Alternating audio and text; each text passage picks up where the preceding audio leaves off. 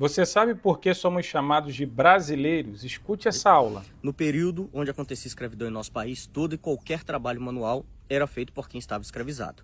E trabalhos manuais são normalmente denominados com palavras que terminam em sufixo eiro. Faxineiro, cozinheiro, sapateiro, ferreiro, carpinteiro e vários outros. É muito comum a utilização do sufixo eiro de forma pejorativa, diminutiva ou para ofícios manuais. Algumas formas pejorativas. Quem tem moto é motociclista. Está fazendo alguma coisa de errado com essa moto, motoqueiro. Quem toca violino, violinista, piano, pianista, instrumentos de orquestra e teatro é chique. Quem mora no interior e toca viola, violeiro. Pessoas que moram nos periféricos e nas comunidades, quem gosta de pagode é pagodeiro, quem gosta de funk é funkeiro, quem fala mal do vizinho é fofoqueiro.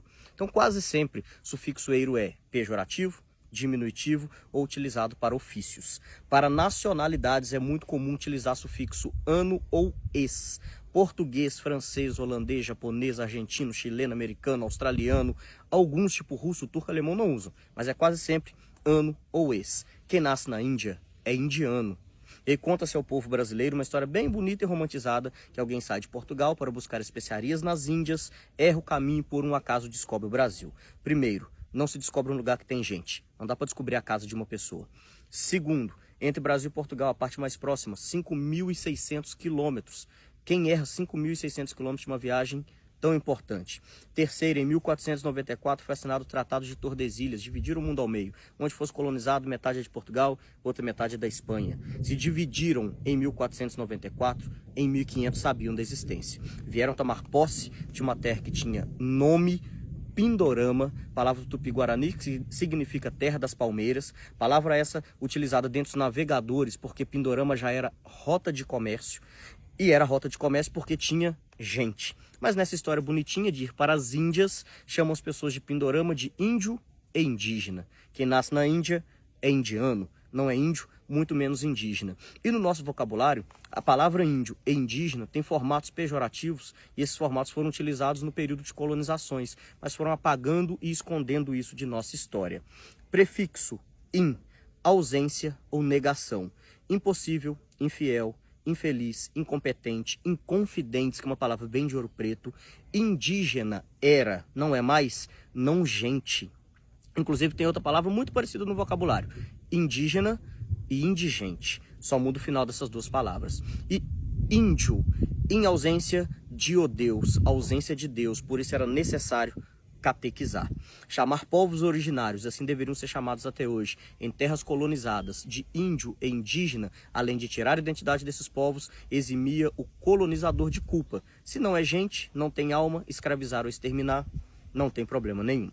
E alguns desses povos que aqui já estavam sabiam como cortar e principalmente extrair pigmentos do pau-brasil. Isso era ofício. Ofício termina em sufixo eiro. Quem fazia esse trabalho era chamado de brasileiro. A única nacionalidade do vocabulário português que termina em sufixo eiro é exatamente a nossa, não tem nenhuma outra. E outras nacionalidades e línguas diferentes não utilizam. O italiano chama o brasileiro de brasiliano. Em inglês é Brazilian, em espanhol brasileiro. É só no nosso vocabulário que a nossa nacionalidade termina em sufixo eiro. Poderia ter mudado, ser brasiliano ou brasiliense, mas em uma ordem cronológica, o Brasil foi o quinto local do mundo a ser colonizado por Portugal. Nós éramos a quinta colônia e por isso éramos chamados de quinto dos infernos. Quem sonegava impostos em Portugal era mandado ao Brasil. Quem roubava em Portugal era enviado ao Brasil. E aí utilizou-se a palavra brasileiro, que era uma denominação para povos originários escravizados cortando pau-brasil, como nossa nacionalidade e se manteve até hoje. Com isso posso dizer que todos nós brasileiros descendemos diretamente da escravidão, independente de pigmentação da pele, lado político, religião, quer queira, quer não, porque os primeiros de nós brasileiros estavam escravizados há mais de 500 anos. Aprender uma história real, não romantizada, do nosso passado é a forma fácil de compreender o nosso presente. O Brasil é um país de tamanho continental e riquezas imensuráveis e não caminha para frente, que a grande maioria de nós brasileiros não sabe de onde vem. Tiraram nossa identidade, nossa ancestralidade e nos dividiram de forma política, econômica, religiosa, regional, social, racial. Hoje somos brasileiros brigando com brasileiros, muitas vezes sabe nem o motivo da briga, quando sabe utilizando os motivos que acabei de citar, quando o ideal era lutar contra esse sistema que vem escravizando o povo brasileiro em épocas e formas diferentes atualmente e há mais de 500 anos. Nossa, uau! Uma verdadeira aula que o David trouxe para todos nós. Eu super recomendo estar aqui a rede dele, lá naquela rede que começa com tique. Ele que trouxe aí detalhes riquíssimos. Eu sabia muito pouco disso tudo que ele falou. A única coisa que eu sabia na realidade era que o nome, a definição brasileiro das nacionalidades do mundo todo é a única no mundo. Você vê o italiano, você vê o inglês, o francês, o americano, só a gente com essa terminação diferente, porém não sabia todas as motivações, toda a história por trás disso tudo, e que triste história.